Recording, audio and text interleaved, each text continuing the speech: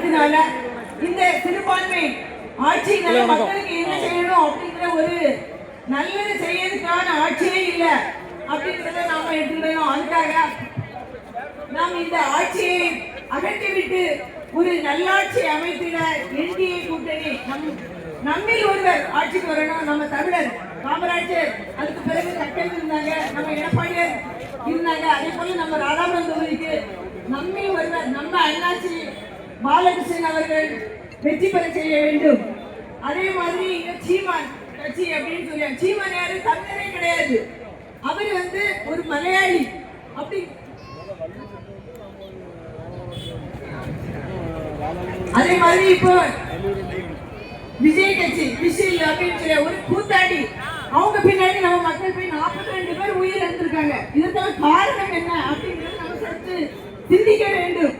அதனால இந்த ஒரு நிலையற்ற ஒரு மக்கள் நலமற்ற ஒரு ஆட்சியை அகற்றிட நல்ல ஒரு ஆட்சி அமைந்திட நமது என்டிஏ கூட்டணிக்கு அனைவரும் வாக்களிக்க வேண்டும்.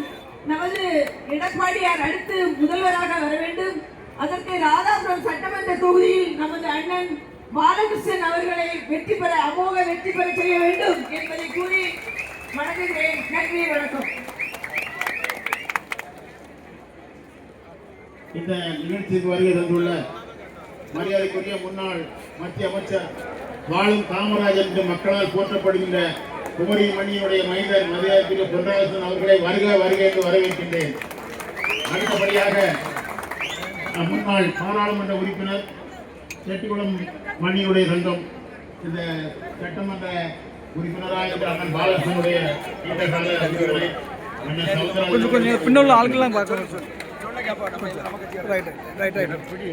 இந்த ஸ்டேஜுக்கு பின்னால ஒரு வண்டி ஒன்று இருக்குது. அந்த வண்டியை உடனடியாக மாற்றி தருமாறு உங்களை அன்போடு கேட்டுக்கொள்கிறோம். தயவு செய்து இந்த இட்லி கடை பக்கத்தில் அந்த வண்டி இருக்குது. நம்முடைய வண்டி நமக்கு வண்டி தான் அது. அதை உடனடியாக மாற்றி தருமாறு கேட்டுக்கொள்கிறோம்.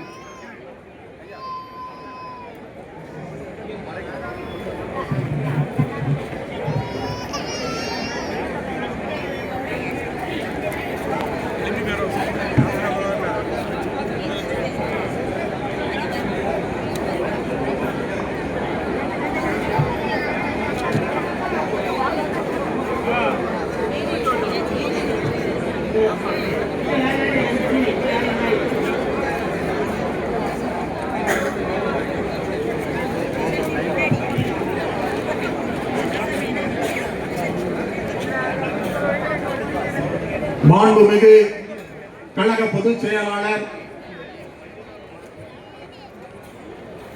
வருகின்ற 4ஆம் தேதிக்கு பின்னால் தமிழகத்தில் மக்களாட்சி மலர்ந்து மாண்புமிகு